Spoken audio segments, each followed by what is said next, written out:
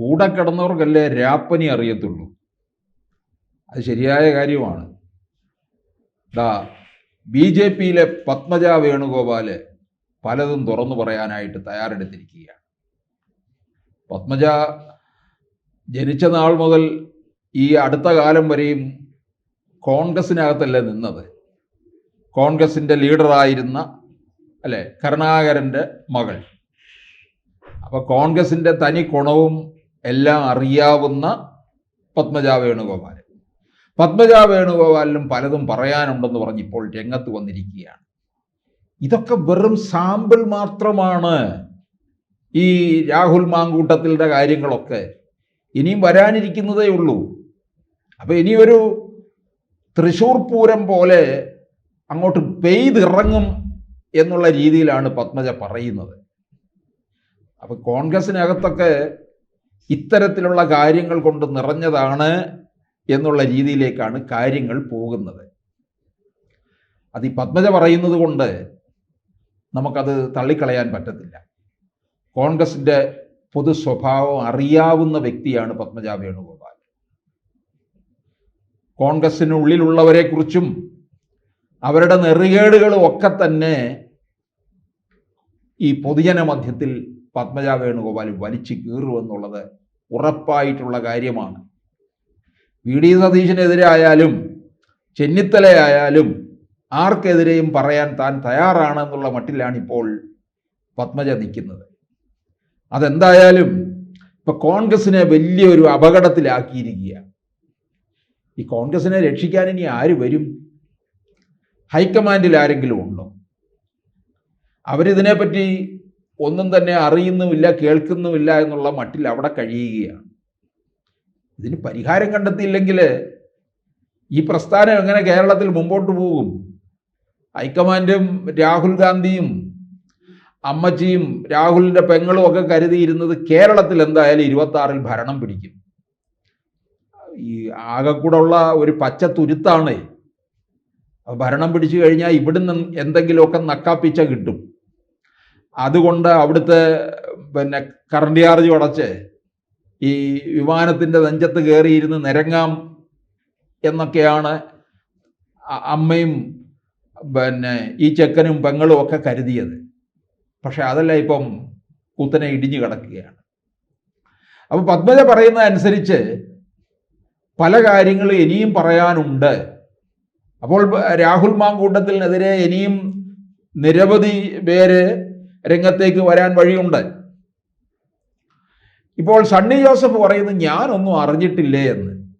അദ്ദേഹം ഒരു നിർഗുണ പരബ്രഹ്മനായിട്ടിരിക്കുകയാണ് എന്നുള്ള മട്ടിലാണ്. അദ്ദേഹത്തിന് പരാതി കൊടുക്കാതെ എന്തായാലും ഇത് പൊതുജന ഇടങ്ങളിലേക്ക് ഇവർ വന്ന് പറയില്ലല്ലോ. KPCCയുടെ പ്രസിഡന്റ് അല്ലേ? KPCCയുടെ പ്രസിഡന്റിനെ അതുപോലെ പ്രതിപക്ഷ നേതാവായ VD സതീശനും പിന്നെ പാലക്കാടിൻ്റെ മുൻ MLA ഒക്കെ ആയിരുന്ന ഷാഫി പറമ്പിലിനും ഒക്കെ ഇത് പരാതി കിട്ടിയിട്ടുണ്ടെന്നാണ് അറിയുന്നത്. ഇവരൊക്കെ ഇത് പൂഴ്ത്തി വെച്ചു എന്നുള്ളതാണ് കാരണം ഇതങ്ങോട്ട് ഇളക്കിയിട്ട് കഴിഞ്ഞാൽ തീർന്നില്ലേ. ഇപ്പം തന്നെ നമുക്കറിയാവുന്നതാണ് ഈ ഹേമ കമ്മിറ്റി റിപ്പോർട്ട്. അത് നേരെ വണ്ണം പുറത്തു വിട്ടിട്ടുണ്ട്. സിനിമാക്കാരുടെ ഇടയിലെ കാര്യങ്ങളാണ്. പക്ഷെ ചിലരെക്കുറിച്ചുള്ള കാര്യങ്ങളൊക്കെ നമ്മൾ അറിഞ്ഞു, ചിലർ പുറത്തു വന്ന് പറഞ്ഞു. കമ്മിറ്റി റിപ്പോർട്ട് പുറത്തേക്ക് വിടത്തില്ല. ഒരു പരാതി കൊടുത്തു കഴിഞ്ഞാൽ അത് പരാതി പുറത്തേക്ക് വിടത്തില്ല. അത് ആർക്കെതിരെയാണോ പരാതി ആ വേട്ടക്കാരനെ സംരക്ഷിക്കുക എന്നുള്ളതാണ്. ഇപ്പൊ കണ്ടില്ലേ, ഈ വേടനെ ആര് സംരക്ഷിക്കുന്നു? സർക്കാർ സംരക്ഷിക്കുന്നു. വേടനെ ഇങ്ങോട്ട് കെട്ടി എഴുന്നള്ളിച്ചുകൊണ്ട് സർക്കാരിൻ്റെ പല വേദികളിലും പാർട്ടിയുടെ വേദികളിലും ഒക്കെ വന്നപ്പോൾ ആരുടെ പണമാണ് എടുത്തു കൊടുത്തത്? സർക്കാരിൻ്റെ ഖജനാവിൽ നിന്നല്ലേ എടുത്തു കൊടുത്തത്. ജനങ്ങളുടെ നികുതി പണം എടുത്ത് വേടനെ അറുമാദിക്കാൻ കൊടുത്തു എന്നുള്ളതാണ്.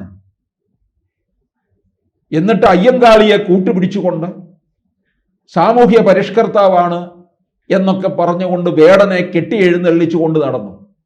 മിക്കവാറും AKI സെന്ററിന്റെ മുമ്പിൽ ഒരു പ്രതിമയും കൂടെ വയ്ക്കും വേടന്റെ. സർക്കാരിന്റെ പണമാണ്, നികുതി പണം എടുത്താണ് സാധാരണ ജനങ്ങളുടെ. ഇവിടെ ക്ഷേമ പെൻഷൻ സാധാരണക്കാർക്ക് കൊടുക്കാൻ ഖജനാവിൽ പണമില്ല. ഓണത്തിനെന്തോ നക്കാപ്പിച്ച കൊടുക്കുന്നുണ്ടെന്ന് പറയുന്നുണ്ട്. അതിന് കൊടുക്കാതെ വേടനെ പോഷിപ്പിച്ചു. വേടനെ കുറിച്ചുള്ള കാര്യങ്ങൾ നമ്മൾ കേട്ടപ്പോഴോ, ഇപ്പൊ വേടനെ ആര് സംരക്ഷിച്ചിരിക്കുന്നു? വേടനെ സംരക്ഷിച്ചു നിർത്തിയിരിക്കുന്ന ഇവർക്ക് മാങ്കൂട്ടത്തിനെതിരെ എന്തെങ്കിലും പറയാൻ കഴിയുമോ? ഒന്നും കഴിയത്തില്ല. അപ്പോൾ ഇത് തീർച്ചയായിട്ടും പത്മജ പറയുന്നത് പോലെ KPCC പ്രസിഡന്റിനും പരാതി പോയിട്ടുണ്ട്, VD സതീശനും പരാതി പോയിട്ടുണ്ട്. അതിവർ തന്ത്രപൂർവം ഇതിനെ തമസ്കരിച്ചു നിർത്തി. പത്മജ പറയുന്നതനുസരിച്ച് ഇനിയും പല കാര്യങ്ങളുണ്ട്. കേട്ടുകഴിഞ്ഞാൽ ഞെട്ടിപ്പോകുന്ന തരത്തിലുള്ള, കോൺഗ്രസിന്റെ മേൽവിലാസം തകർക്കുന്ന തരത്തിലുള്ള പത്മജയെ എനിക്ക് തോന്നുന്നു BJP നേരിട്ട് അങ്ങ് ഇറക്കി വിട്ടിരിക്കുകയാണ്. കാരണം കോൺഗ്രസിനെ അറിയുന്നത് പത്മജയ്ക്കാണ്. നേരിട്ടിറങ്ങി അവിടെ നടക്കുന്ന ഉള്ളുകളികൾ മുഴുവൻ, എവിടെയാണ് ഇത് പൂഴ്ത്തിവെച്ചിരിക്കുന്നത്, എന്തെല്ലാം ഉണ്ട് എന്നുള്ള കാര്യങ്ങൾ മുഴുവൻ പത്മജയിലൂടെ ഇനിയിപ്പോൾ പുറത്തു വരാൻ പോവുകയാണ്. പത്മജയുടെ പുറത്തു വരാൻ പോകുമ്പോൾ ഇനിയും പലരും കുരുങ്ങും. ഇതിനകത്തൊക്കെ പലരും സംഘടിതമായിട്ടാണ് ഇറങ്ങിയിട്ടുള്ളത്. വമ്പന്മാര് പലരും താഴെ വീഴും. പാർട്ടി തന്നെ തളരുകയും തകരുകയും ചെയ്യുന്ന സ്ഥിതിയിലേക്ക് പോകും. അങ്ങനെ പത്മജ പറയുന്നതിനെ ഒരിക്കലും നമുക്കങ്ങനെ നിസ്സാരമായിട്ട് തള്ളിക്കളയാൻ സാധിക്കില്ല എന്നുള്ളതാണ്. പാർട്ടിയെ അറിയുന്ന ഒരാൾ എന്നുള്ള രീതിയിലാണ്. അവിടുത്തെ പ്രവർത്തനങ്ങളിൽ അതൃപ്തയായിട്ട് തന്നെയാണ് പത്മജ വേണുഗോപാൽ അവിടെ നിന്ന് ഇറങ്ങിയിട്ടുള്ളത്, BJPയിൽ അഭയം തേടിയിരിക്കുന്നത്.